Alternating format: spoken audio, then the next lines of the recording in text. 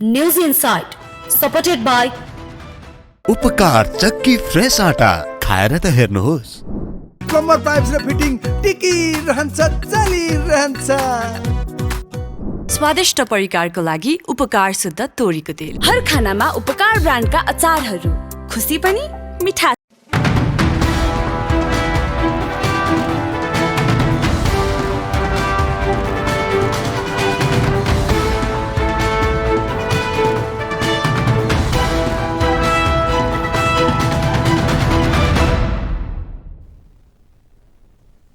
तपाईको चासोको न्यूजबारे विस्तृतमा बुझ्ने समय हो यो। खास न्यूजलाई खास कोणबाट हेर्ने समय हो यो। हरेक दिन यो समयमा हामी साझा र ताजा मुद्दा लिएर तपाईहरुमाझ आउने छौं। नमस्कार, म प्रेजिना देवकोटा। सुरु गरौं हेडलाइन्सबाट। मिटरब्याजी पीडितको आन्दोलन तत्काल समाधान नहुने गृहको जवाफ। कानूनमा रहेको अडचन फुकाएर मात्रै अघि बढ्ने सरकारी तयारी।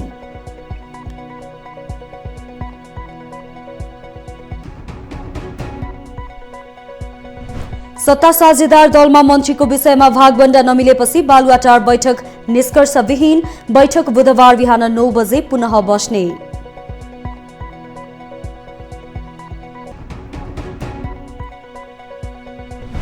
सभामुखको अधिकार कटौती गर्ने सरकारी तयारीप्रति एमालेको आपत्ति। अधिकारलाई कुण्ठित गर्न खोजे संसदको प्रभावकारितामा गतिरोध उत्पन्न हुने आशंका।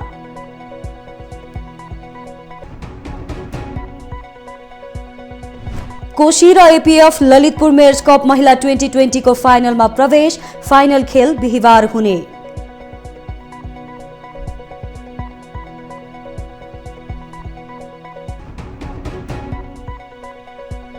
र अमेरिकामा गोला बारुदको आतंक नियन्त्रण बाहिर। कानून परिवर्तन गर्न जो बाइडेनलाई दबाव।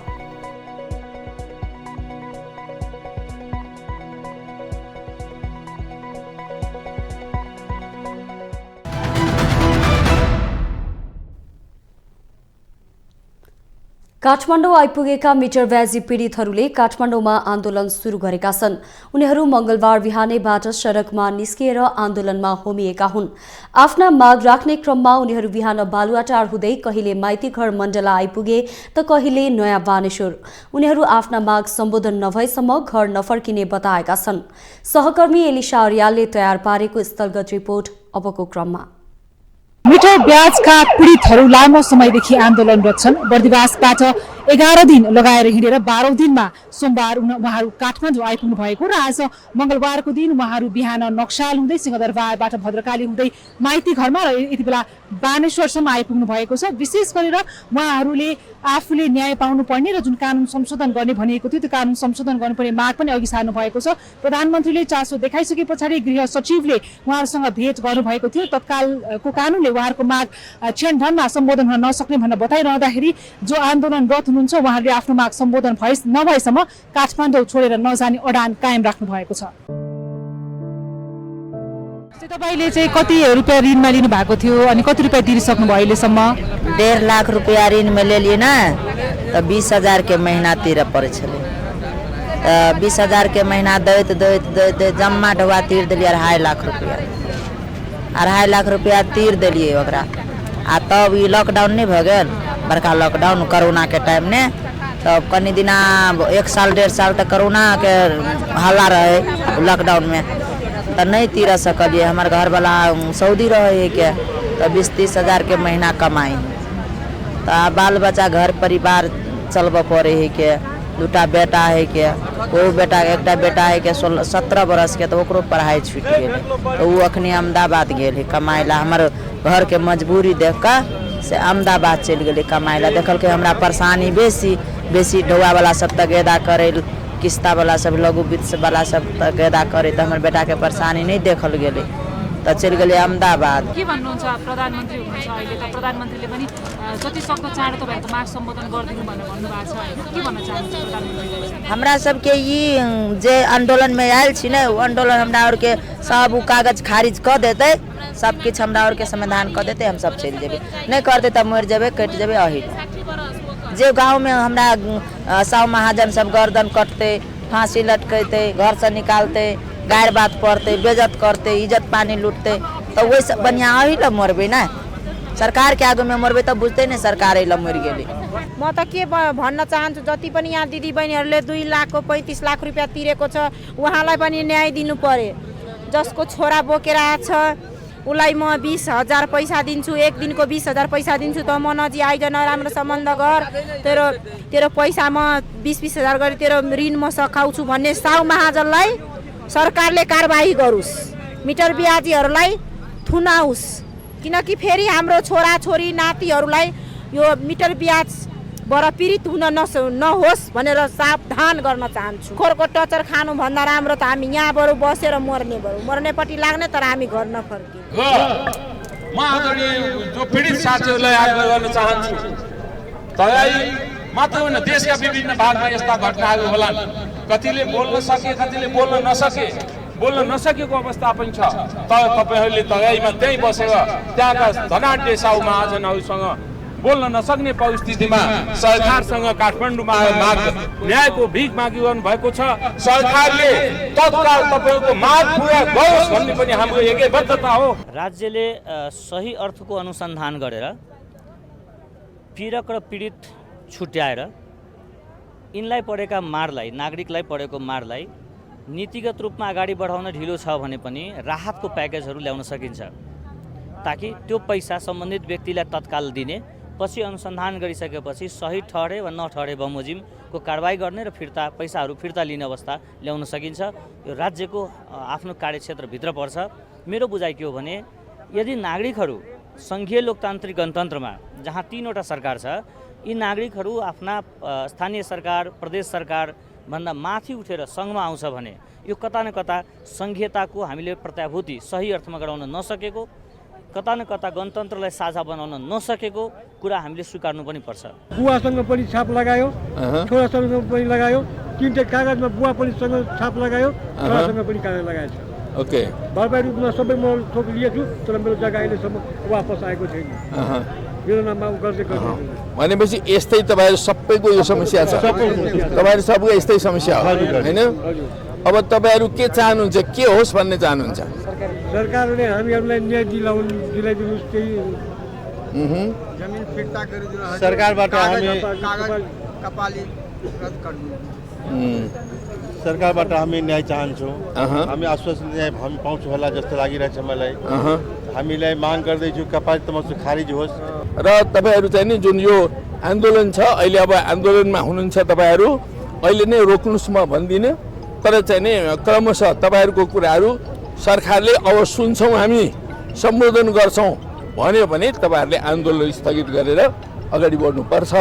तपाईँहरूका समस्याहरू समाधान गर्नै पर्छ।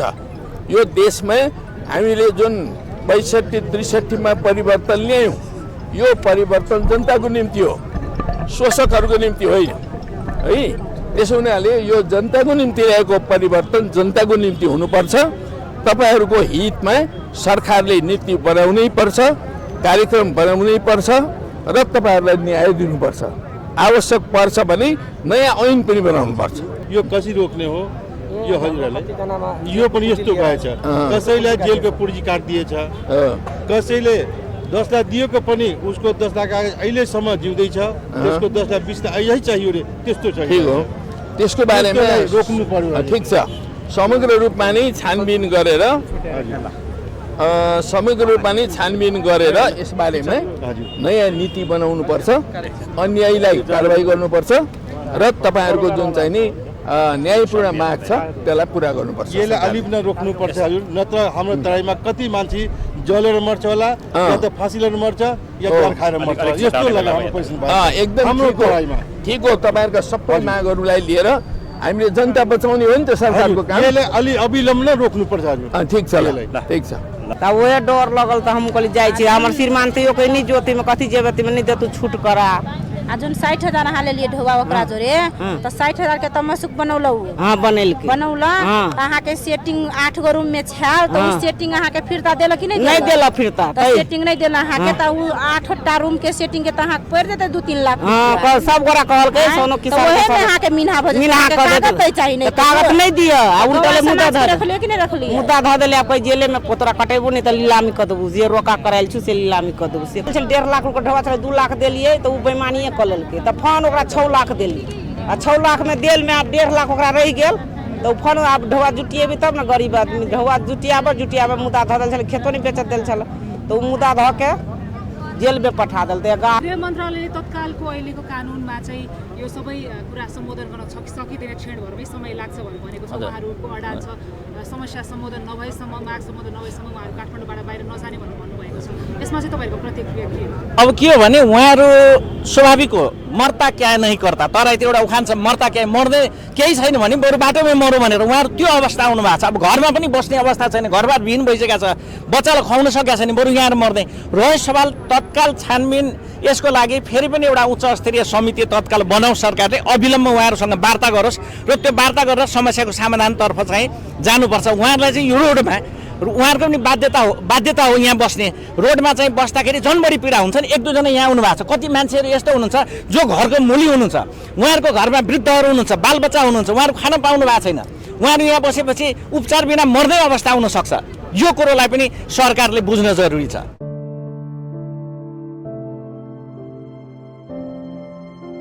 मिटर ब्याजका पीडितहरूको आन्दोलनमा विभिन्न राजनीतिक दलहरूले पनि एकबद्धता जनाएका छन्। विभिन्न राजनीतिक दलका नेता त्यसै गरी कार्यकर्ता र विद्यार्थी सङ्गठनका नेताहरूले पनि यहाँसम्म आएर एकबद्धता जनाएका छन् र आर्थिक रूपमा सहयोग पनि गरेका छन्। मिटर ब्याजका पीडितहरू लामो समयबाट हिँडेर 12 दिनदेखि लगातार हिँडेर काठमाडौँसम्म आइपुग्दाखेरि स्वास्थ्यमा समस्या पनि रहेको भनेर उहाँले बताइरहनु भएको छ र ससाना बालबालिका दुधे बालक समेत च्यापेर काठमाडौँ आउनुपर्ने एउटा बाध्यता रहेको छ। प्रधानमन्त्री को निर्देशनमा छानबिन समिति गठन भइसकेको छ तर त्यो छानबिन समितिले कति दिनमा सबै कुराको टुङ्गो लाउन सक्छ भन्ने कुराको निर्खेल नभइरहँदाखेरि मिटर ब्याजका पीडितहरू अब कति दिन काठमाडौँमा बस्ने हो र काठमाडौँमा कति दिन लगातार प्रदर्शन हुन्छ र उहाँहरू आन्दोलन गरिरहनुहुन्छ भन्ने कुराको यकिन टुङ्गो भने लाग्न सकिरहेको छैन। राष्ट्रिय स्वतन्त्र पार्टीका सभापति रवि लामिछानेले सरकारले मिटर ब्याजको समस्या तत्काल समाधान गर्नुपर्ने बताएका छन्। मंगलबार विरोध प्रदर्शनमा उत्रिएका मिटर ब्याज पीडितहरूलाई प्रदर्शन स्थलमा भेट्दै उनले सरकारले तत्काल मिटर ब्याज पीडितहरूको समस्या समाधान गर्नुपर्ने बताएका हुन्। पूर्व उपप्रधान एवं गृहमन्त्री समेत रहेका लामिछानेले आफू सरकारमा हुँदा मिटर ब्याजको समस्यालाई पहिलो प्राथमिकतामा राखेर काम थालेको र यसलाई समाधान गर्न कुनै ठूलो समस्या नरहेको बताए। आफ्नो पार्टी पीडितहरूको साथमा सदैव रहेको उनको भनाइ थियो।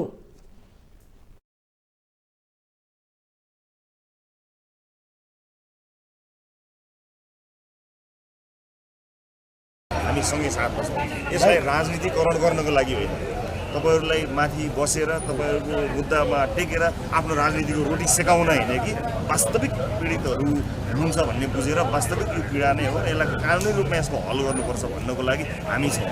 त्यसकारणले हामी तपाईको यसबाट लाभ लिन होइन तपाईलाई लाभ दिनको लागि जहाँ जतिखेर आवश्यकता पर्छ त्यतिखेर म हाम्रो पार्टी हामी तपाईहरुसँग साथमा छौँ। मिटर ब्याज पीडितहरूको विरोध प्रदर्शनमा रासोपाका उपसभापति एवं संसदीय दलका नेता डोल प्रसाद अर्यालको पनि सहभागिता रहेको थियो।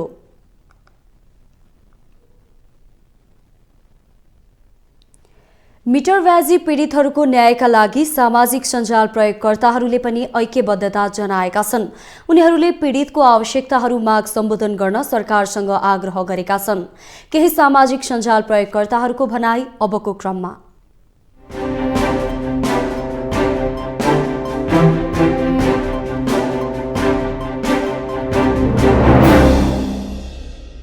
सञ्चारकर्मी विजय दमासे लेख्छन् मिटर ब्याज पीडितहरूले प्रधानमन्त्रीलाई भेटेर आफूलाई परेको पीर मर्का राख्न खोज्दा अहिलेसम्म प्रचण्डले समय नदिएको भन्ने सूचना आयो। दुःख लाग्यो। प्रचण्डजीले तुरुन्त पीडित जनताका बीचमा गएर उनीहरूको समस्या सुनि 24 घण्टाभित्र ठोस कदम चाल्ने प्रतिबद्धता जनाउनुपर्छ।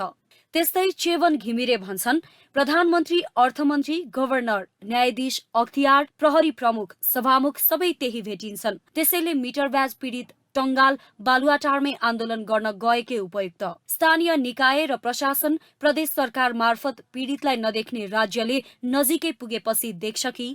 यस्तै टङ्कबहादुर पण्डितको भनाइ छ। ऋण लिने मिटर ब्याज नै सही, तिर्न नसक्दा पीडित भइयो रे। पहिले नै नलिएको हुन्थ्यो त, जबरजस्ती लिन लगाएको त होइन होला। त्यसै गरी तीर्थ प्रसाई लेख्छन्, मिटर ब्याज लगाएर जनता लुट्न धुत्न पाइने, मिटर ब्याजी सरकारले नै जोगाउने, मिटर ब्याज पीडित पनि सरकारले नै जोगाउने। बेबस्तै दोगला, नौटङ्की, सुदखोर जोगाएको नाटक गर्दा नाङ्गे भएको पत्तै नहुने। अझ राजावादीको सहयोग नचाहिने।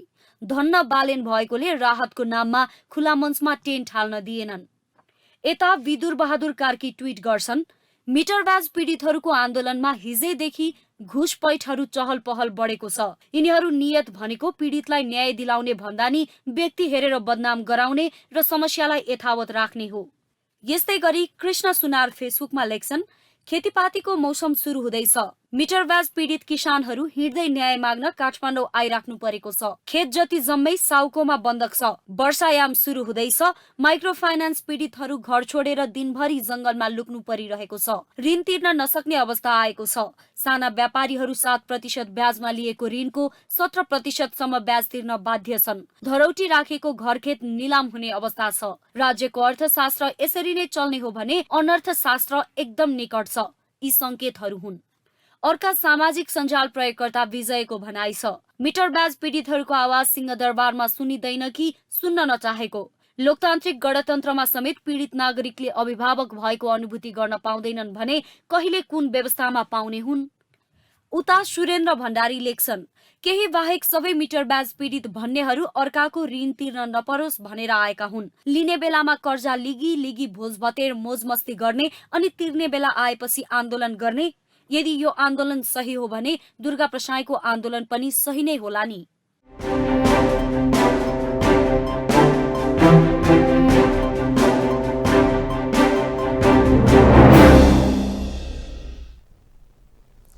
सरकारले मिटर ब्याज पीडितका समस्या तत्काल सम्बोधन गर्न धेरै कानूनहरू संशोधन गर्नुपर्ने भएकोले तत्काल समस्या समाधान गर्न नसकिने स्पष्ट पारेको छ। मंगलबार मिटर ब्याज पीडितहरूसँग समस्या समाधानको पहल गर्न सरकारको तर्फबाट प्रदर्शन स्थलमा पुगेको गृह मन्त्रालयका सहसचिवको टोलीले मिटर ब्याजी पीडितहरूको समस्या वर्तमान कानूनले सम्बोधन नहुने र ऐनका लागि मन्त्रालयले पहल गरिरहेको बताएको हो। राज्यले कानुन कार्यान्वयन गर्नुपर्छ, दण्डनीयता अन्त्य गर्नुपर्छ, कानुन बनाउनु पर्ने देखियो केही कुराहरू। अहिले वर्तमान कानुनले यो समस्या समाधान गर्नुपर्ने देखिएन। कानुन बनाउने सन्दर्भमा पनि त्यो कार्यदलको प्रतिवेदनको आधारमा हामीले गृह मन्त्रालयबाट चाहिँ न्याय कानुन तथा संसदीय मामिला मन्त्रालयमा पठाएका छौँ। पठाइसकेपछि हिजो म आफै कानुन मन्त्रालयको सचिव र सहसचिवहरूसँग छलफल गर्न गएको छु। कानुन बनाइसकेपछि कानुनले चाहिँ सम्बोधन गर्नुपर्ने हुन्छ कतिपय कुराहरू। अब वर्तमान कानुनमा उल्लेख भएको तर कार्यान्वयन नभएको विषय, जहाँसम्म स्थानीय प्रहरी प्रोत्साहनको विषय छ, त्यो विषयमा केही काम भएका छन्, केही उजुर आउन सकेका छैन। त्यसलाई स्थानीय तहले पहल गर्नुपर्ने हुन्छ। मिटर ब्याजी पीडितहरूसँग सरकारको तर्फबाट वार्ताका लागि प्रदर्शन स्थलमा पुगेका गृह मन्त्रालयका सहसचिव केदारनाथ शर्मा, जिल्ला प्रशासन कार्यालय काठमाडौँका प्रमुख घनश्याम अधिकारी लगायतको टोलीले समस्या समाधानका लागि सरकारबाट पहल भइरहेको बताए।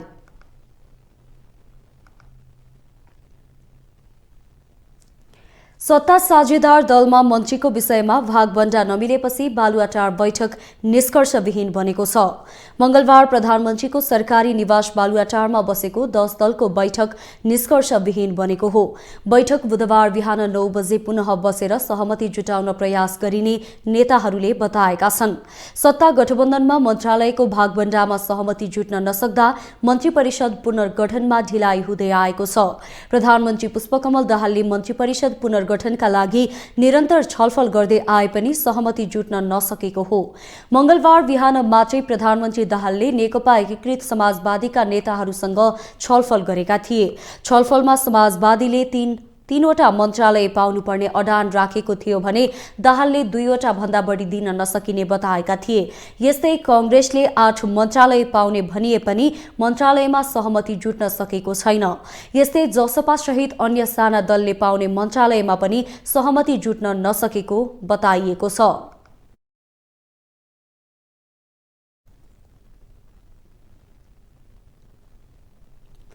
तपाईलाई न्युज इनसाइटमा पुनः जोड्नेछौँ।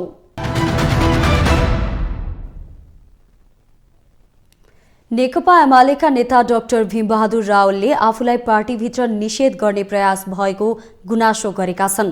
कैलालीको धनगढीमा आयोजित पत्रकार भेटघाटमा उनले आफूलाई कोही पनि शीर्ष नेताहरूले वास्ता नगरेको गुनासो गरेका हुन्। तर रावलले आफू एमालेमै रहेर राष्ट्र, जनता, राष्ट्रियता र लोकतन्त्रको पक्षमा दृढतापूर्वक अघि बढ्ने कुरामा अडिग रहेको बताएका छन्। बाटोमा हिँडे म 50 वर्ष म त्यो बाटोमा नै हिँडेको छु।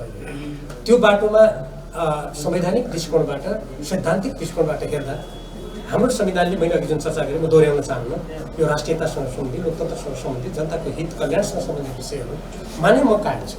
मेरो अहिले गन्तव्य त्यसलाई कसरी प्राप्त गर्ने र त्यसको विपरीत जुन जुन राजनीतिक दल र नेताहरूबाट काम हुन्छन् त्यसलाई जनताको जनमत सिर्जना गरेर कसरी रोक्नु, कसरी यो देशलाई पराधीन हुनुबाट बचाउनु, कसरी आज जनता जो अहिले तपाईँले मिटर ब्याजको कुरा सुनिरहनु भएको छ, वित्तीय संस्थाको कुरा छ। मैले पञ्चायत कालमा समेत विद्यार्थी हुँदा गाउँमा म तम्सुक लेख्थेँ, 10% मात्रै ब्याज लिनुपर्छ भनेर हामीलाई त्यति बेला स्कुलमा सिकाइन्थ्यो र मैले धेरै मान्छेको तम्सुक 10% ब्याज लिने गरी मैले लेखिदिएको छु।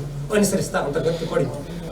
आज चक्रवृद्धि ब्याजको कुचक्रमा कयौँ मान्छेहरू उठिवास हुँदैछन् र हामीले जमिनदार र सामन्ती प्रथा अन्त गऱ्यौँ भने मिटर ब्याज र चक्रवृद्धिको कुचक्रमा नेता रावलले जनताको बहुदलीय जनवादले मार्गनिर्देश गरे अनुसार आफूले पार्टीभित्र अध्यक्षका लागि दिएको उम्मेदवारीलाई पार्टी अध्यक्ष केपी ओली विरुद्ध गयो भनेर पार्टीभित्रैबाट कुप्रचार गरिएको पनि पटक पटक दोहोर्याए।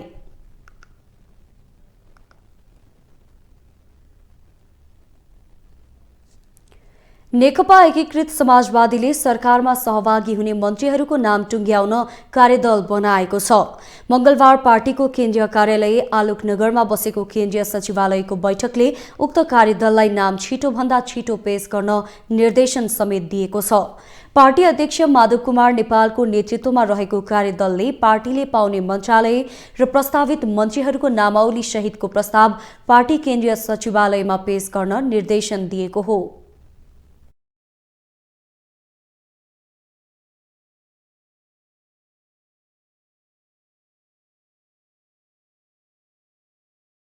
नलाइकन मन्त्रीहरूको टुङ्गो लाउन गाह्रो हुने भएकोले यो दुवैको गृह कार्य गरी चाँडोभन्दा चाँडो सचिवालयको बैठकमा पेश गर्न 3 सदस्यीय कार्यदललाई आज पनि हामीले निर्देशन दिएका छौँ। कार्यदलले चाँडोभन्दा चाँडो मन्त्रालय र प्रस्तावित मन्त्रीहरूको नामसहित उसले पेश गर्न सक्छ। त्यसैगरी बैठकले मिटर ब्याज पीडितहरूको आन्दोलनप्रति ऐक्यबद्धता जनाउँदै उनीहरूको माग तत्काल सम्बोधन गर्न पनि सरकारसँग माग गरेको छ। मिटर ब्याज लगाउनेहरूलाई कारबाही गर्न पनि सरकारलाई सचेत गराइएको प्रवक्ता खतिवडाले बताए। बैठकले पार्टीका उपाध्यक्ष केदार प्रसाद न्यौपाने र स्थायी कमिटी सदस्य चुडामणी जंगलीले पदबाट दिएको राजीनामा पनि स्वीकृत गरिएको नेकपा एकीकृत समाजवादीले जनाएको छ।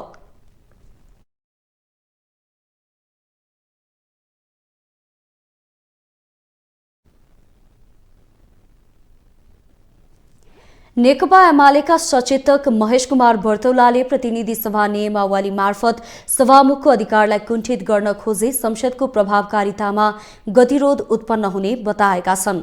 सचेतक बर्तौलाले प्रतिनिधि सभाका सभामुख सभाको नेता भएको भन्दै उनलाई सिङ्गो संसदले विश्वास गर्नुपर्ने बताए।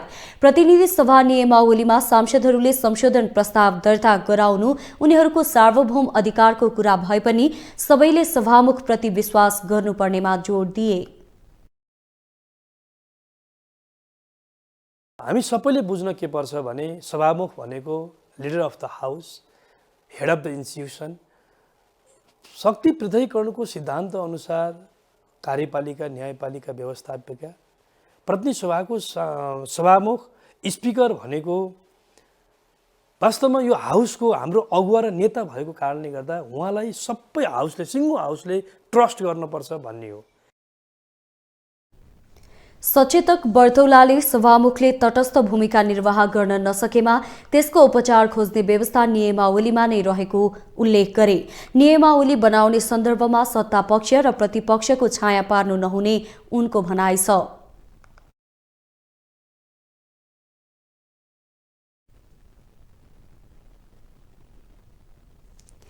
सीता हाइड्रो पावर प्रणालीको लापरवाहीका कारण सिन्धुपाल्चोकमा एक किशोरीको ज्यान गएपछि आफन्तहरू न्यायको माग गर्न काठमाडौँ आइपुगेका छन्। हाइड्रो पावरले बाटोमा जथाभावी तारहरू छोड्दा जुगल गाउँपालिका 3 गुम्बाकी 14 वर्षीय नोर्जी वाङमु लामाको ज्यान गएको आफन्तहरूको आरोप छ। एक रिपोर्ट। सिन्धुपाल्चोकको नेसिम खोलामा निर्माणाधीन जलविद्युत आयोजनाको लापरवाहीका कारण एक किशोरीले ज्यान गुमाएपछि आफन्तहरू न्याय माग्दै काठमाडौँ आइपुगेका छन्। गत फागुन 15 गते सिन्धुपाल्चोकको जुगल गाउँपालिका 3 की 14 वर्षीय नोर्जी आङबु लामाको मृत्यु भएको थियो। विद्युतका तारहरू लापरवाही ढङ्गले छाड्दा उक्त घटना भएको मृतकका आफन्तहरूको आरोप छ। जुगल गाउँपालिकाको नेसिम खोलामा निर्माणाधीन 35 मेगावाट नेसिम खोला जलविद्युत आयोजना र उक्त जलविद्युत आयोजना निर्माण गरिरहेको सीता हाइड्रो पावरले जलविद्युत निर्माणको लागि लगेको विद्युतका तारहरू लापरवाही ढङ्गले छाड्दा उक्त घटना हुन पुगेको हो। जलविद्युत आयोजनाले विद्युतबाट सञ्चालन हुने मेसिनहरू सञ्चालन लगायत आयोजनाका लागि आवश्यक विद्युतका लागि प्रवाह गरेका तारहरू नाङ्गो छाड्नु र नाङ्गो तारबाट पडक पडक धुवा निस्कँदा समेत मर्मत नगरी हेरचेक्राइ गर्दा अझै यस्ता दुर्घटनाको जोखिम यथावतै रहेको छ। करेन्ट लागेर लामाको मृत्यु भएपछि आक्रोशित आफन्तहरू तोडफोडमा उत्रिएका थिए। सोही घटनाका कारण क्षति पुगेको भन्दै सीता हाइड्रो पावरले उल्टै मृतकका 22 जना आफन्त विरुद्ध मुद्दा दायर गरेको छ। पीडितलाई न्याय दिनुको सट्टा मुद्दा हालेको प्रति उनीहरूले आपत्ति समेत जनाएका छन्। अब मेरो छोरी नै त्यस्तो होला जस्तो मलाई लागेन। त्यति गर्दा पनि पछि 14 गतिको दिन तार जोडेछ उनीहरूले। अब मलाई पनि केही थाहा दिएन। 15 गतिको दिन लगभग 10:15-20 मिनट कति भयो त्यतिको अगाडिमा मेरो छोरीको ज्यान आमा छोरा छोरी तिनटैसँगै हुँदा एकजनाको ज्यान गुमाएछ। जबरजस्ती राम भन्दाखेरि पनि उसले नमानेपछि हामीले भत्ते बनाउँछ। अब उसले भत्ते बनाइसकेपछि हामी लडाउनु पर्ने हुन्छ, कर्तव्य हुन्छ। मर्नलाई कुनै डर पनि छैन। अब मेरो छोरीको अनुहार सम्झिँदा लापरवाहीका विषयमा स्थानीयले पटक पटक आयोजना सञ्चालकको ध्यान आकर्षण गराएको भए पनि सुधार हुन नसकेको उनीहरूको भनाइ छ। घटना पश्चात प्रमुख जिल्ला अधिकारीसँगको छलफलमा मृतकका परिवारलाई क्षतिपूर्ति दिने र एकजनालाई रोजगारी दिने सहमति भएको भए पनि कार्यान्वयन नभएको उनीहरूको गुनासो छ।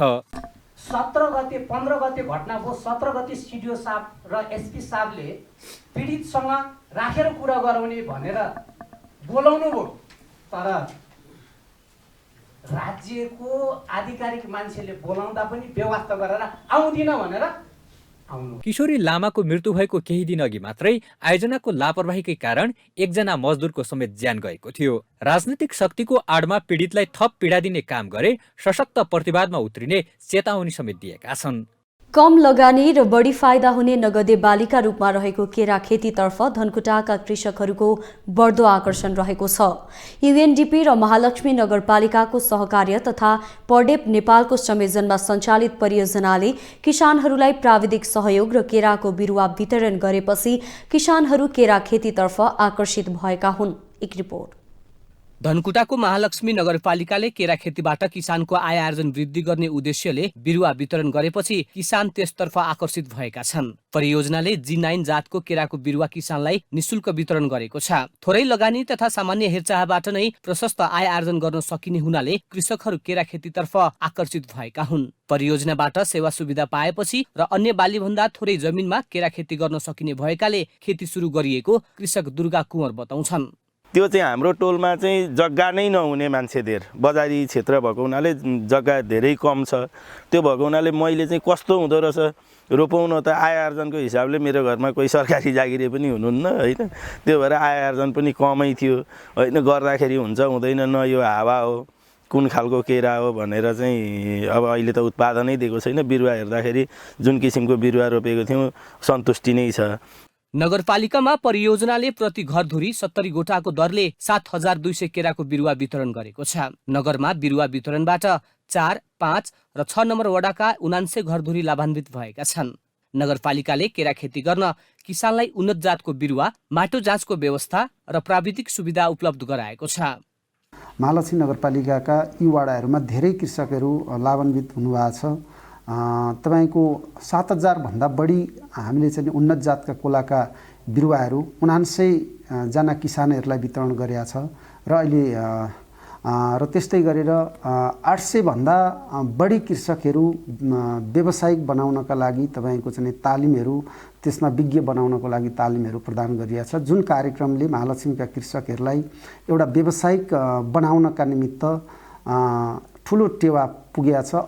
युएनडीपी र महालक्ष्मी नगरपालिकाको सहकार्य तथा पर्डेप नेपालको संयोजनमा सञ्चालित परियोजना अन्तर्गत नगरमा भूगोल, हावापानी र कृषकको आवश्यकताका आधारमा बिउ बिजन तथा केराका बिरुवा वितरण गरिएको पर्डेप नेपालका अध्यक्ष नरेश श्रेष्ठले बताए।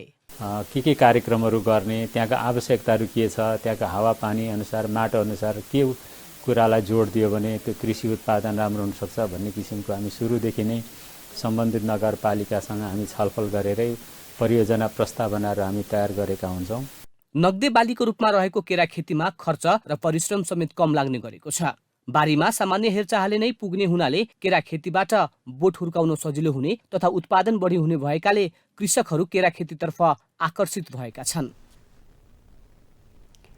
इन्जिनियर लाइसेन्सका लागि भएको परीक्षामा 28% परीक्षार्थी मात्रै उत्तीर्ण भएका छन्। मंगलबार इन्जिनियरिङ काउन्सिलले दिएको जानकारी अनुसार परीक्षामा कुल 1981 जना परीक्षार्थी सहभागी भएका थिए।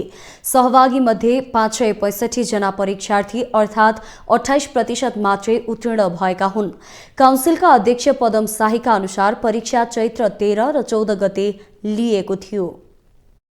इन्जिनियरिङ काम गर्नको लागि दर्ता गर्नुपर्ने इन्जिनियरहरूले दर्ता गर्नुपर्ने सिस्टमको लागि दर्ता गर्नुपर्ने इक्जाम जुन थियो त्यो हामीले 12 र 13 गते लिएका थियौँ चैत्रको। त्यस अनुसारको जुन नतिजा निस्क्यो त्यो नतिजा सम्बन्धी त्यसको डिटेल रूपमा डेटालाई एनालाइसिस गर्ने अरू कुराहरू त हामी गर्दैछौँ। उत्तीर्ण भएका इन्जिनियरहरूले इन्जिनियर व्यवसाय गर्नको लागि काउन्सिलमा दर्ता हुनुपर्ने भएकोले लाइसेन्सको लागि परीक्षा सुरु गरेको अध्यक्ष शाहीले बताए। इन्जिनियरिङ काउन्सिलले विगतमा इन्जिनियर पढ्ने विद्यार्थीहरूसँग परीक्षा लिने गरेको थिएन। काउन्सिलले विश्वविद्यालयबाट इन्जिनियरिङ उत्तीर्ण प्रमाणपत्रका आधारमा परीक्षा बिना लाइसेन्स दिएर इन्जिनियरको रूपमा काम गरिरहेका थिए। तर अब इन्जिनियरिङ सम्बन्धी कुनै पनि व्यवसाय गर्नको लागि काउन्सिलको परीक्षा उत्तीर्ण भएर अनुमति पाएपछि मात्रै काम गर्न पाउने नियम लागू भएको छ।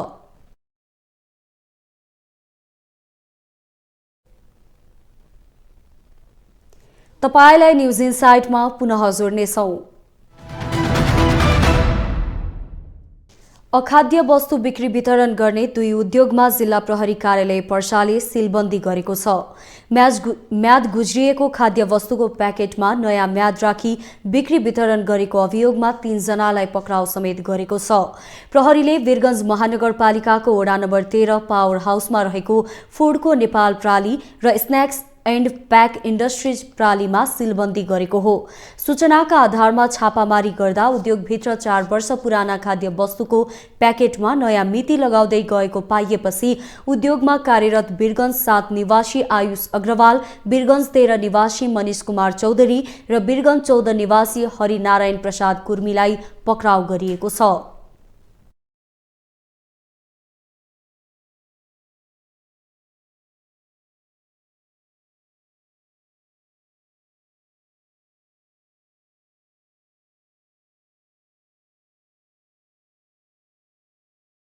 उद्योग सञ्चालक विरुद्ध मुलुकी अपराध सहितको परिच्छेद 5 को दफा 107 मा मुद्दा चलाउने तयारी गरिएको गिरीले बताए।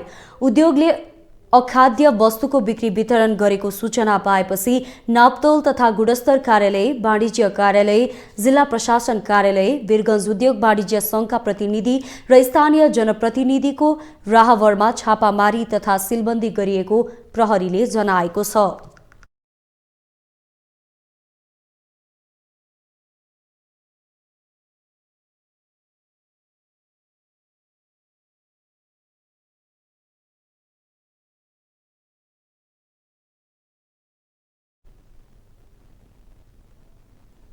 एमनेस्टी इन्टरनेसनलले एसिया प्रशान्त क्षेत्रमा अभिव्यक्ति स्वतन्त्रता र संगठित हुन नपाउने अधिकार कुण्ठित गर्ने देशहरूमा नेपाल पनि रहेको बताएको छ। एमनेस्टी इन्टरनेसनलले विश्वको मानवाधिकारको अवस्थाबारेको प्रतिवेदन सार्वजनिक गर्दै मानवाधिकार हननका घटनामा कमी नआएको निष्कर्ष सार्वजनिक गरेको हो।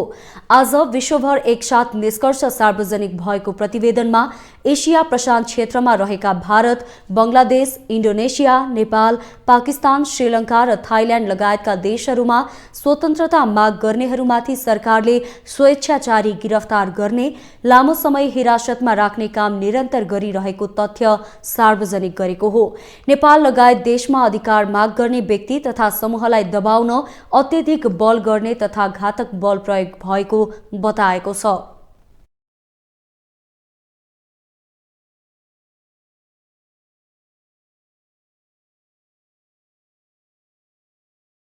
सेटलमेन्टको जहाँ चाहिँ को नाममा जुन खालको ज्याजती गरिरहेको छ त्योसँग रिलेटेड हामीले प्रोग्राम हामीले डेभलप गर्दै गर्दाखेरि चाहिँ त्यो प्रोग्राम अप्रुभल गर्दाखेरि नै त्यहाँ चाहिँ एक किसिमको अडचनहरू देखिरहेका छौँ र त्यो खालको समस्याहरू चाहिँ यो सिभिल सोसाइटी अर्गनाइजेसनमाथि र सिभिक स्पेसमाथिको चाहिँ अट्याकको रूपमा चाहिँ हामीले लिएका छौँ र सिभिल सोसाइटी अर्गनाइजेसनको लाई माथि रेड हान्ने खालका चाहिँ परिपाटी पनि अहिले मोदीदेखि नेपालसम्म हामीले चाहिँ देख्न सक्छौँ। मंगलबार सार्वजनिक भएको प्रतिवेदनमा विकसित र ठूला भनिएका देशहरूले मानवाधिकारको विषयमा दोहोरो मापदण्ड देखाएको सार्वजनिक गरिएको छ। एमनेस्टी इन्टरनेसनलले सार्वजनिक गरिएको प्रतिवेदनमा मुख्य गरी विश्वभर असहमतिको निर्मम दमन भइरहेको, राज्यले अधिकार संरक्षण नगर्दा महिलाहरू मारमा परेको, मानवताका निम्ति रहेका खतराहरू विरुद्धको विश्वव्यापी कारबाही खेदजनक रहेको भन्न अपर्याप्त रहेको बताएको छ।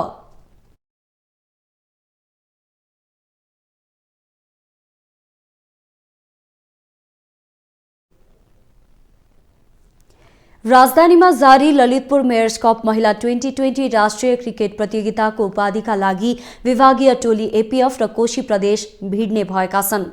कीर्तिपुर स्थित त्रिभुवन विश्वविद्यालयको मैदानमा सम्पन्न खेलमा कोशी प्रदेशले मध्य प्रदेशलाई 62 रनले र एपीएफले ललितपुरलाई 37 रनले पराजित गरेसँगै उपाधिका लागि भिड्ने टोलीको टुङ्गो लागेको हो। जितपछि कोशीले 4 खेलबाट 6 अङ्क बनायो। कोशी दोस्रो स्थानमा अटाएर फाइनलमा पुग्न सफल भयो भने एपीएफले लीग चरणका सबै खेलमा सुखद नतिजा निकाल्यो। एपीएफले तालिकामा 8 अङ्क बनाउँदै शीर्ष स्थानमा रह्यो। लीग चरणको अन्तिम खेलमा मंगलबार कोशी प्रदेशले दिएको 106 रनको लक्ष्य पछ्याएको मध्य प्रदेशले पुरै ओभर ब्याटिङ गरे पनि 9 विकेट गुमाएर मात्र 43 रन बनाउन सक्यो। कसिलो बलिङ गर्ने क्रममा कोशी प्रदेशका निशा शाह, कप्तान रुबिना छेत्री र अलिशा खडियाले समान 2-2 तथा सबनम राईले 1 विकेट लिए। यसअघि टस हारेर ब्याटिङको निम्तो पाएको कोशीले निर्धारित 20 ओभरमा 6 विकेट गुमाउँदै 105 रनको योगफल तयार पारेको थियो। कोशीका लागि रुबिना छेत्रीले 39, काजल श्रेष्ठले 22, अप्सरी बेगमले 19 र स्मृति कटुवालले 10 रन जोडे। मधेसका लागि अमिरन निशा, सन्तोषी चौधरी र अमिषा पटेलले समान 2-2 विकेट लिए। प्रतियोगिता अन्तर्गत मंगलबार नै भएको दिनको पहिलो खेलमा एपीएफले ललितपुर मेयर्स 11लाई 37 रनले पराजित गर्दै अपराजित यात्रालाई चौथो खेलमा पनि निरन्तरता दिएको छ। एपीएफले प्रस्तुत गरेको 111 रनको लक्ष्य पछ्याएको ललितपुरले पुरै 20 ओभर ब्याटिङ गरे पनि 8 विकेट गुमाउँदै मात्र 73 रन बनाउन सक्यो। फाइनल खेल बिहीबार हुनेछ।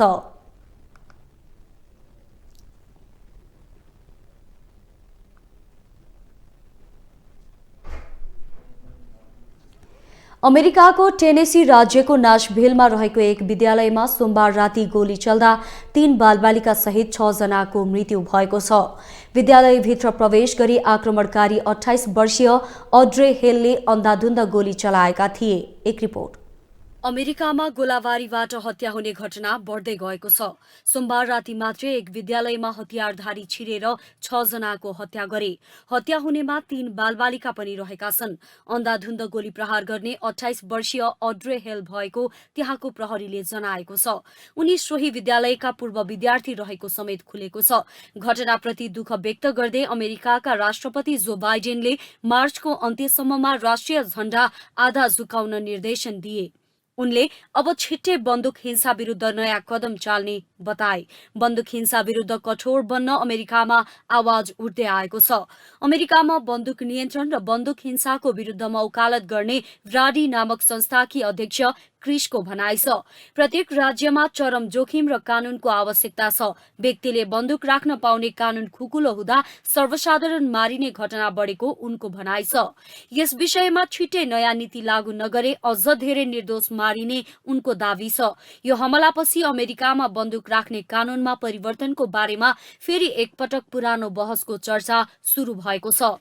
सन् 2023 को सुरुवाती दिनदेखि नै सार्वजनिक स्थानमा गोली चल्नु अमेरिकाको खुकुलो सुरक्षा प्रणालीमाथि प्रश्न उठ्दै आएको छ। गैर नाफामूलक संस्था गन भोयलेन्स अर्काइभले प्रहरीको तथ्याङ्कको आधारमा बनाएको प्रतिवेदन अनुसार सार्वजनिक स्थानमा हुने यस्ता गोलाबारीमा औसतमा दर बढिरहेको छ। सन् 2023 मा मात्रै 137 जना सर्वसाधारण मारिएका छन्। त्यस्तै अघिल्लो वर्ष मात्रै अमेरिकाका विभिन्न सार्वजनिक स्थानमा भएको गोलाबारीमा 647 सर्वसाधारण मारिएका थिए। देश विदेशका यस्तै विभिन्न विषयवस्तुसँग हामी तपाईलाई जोडिरहनेछौँ न्युज इनसाइटमा। नमस्ते।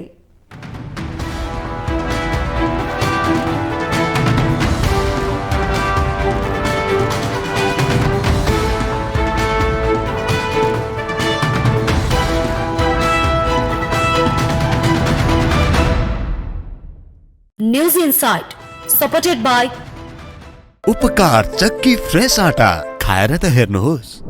प्लम्बर पाइप्स र फिटिङ टिकिरहन्छ चलिरहन्छ। स्वादिष्ट परिकारको लागि उपकार शुद्ध तोरीको तेल। हर खानामा उपकार ब्रान्डका अचारहरू, खुसी पनि मिठा।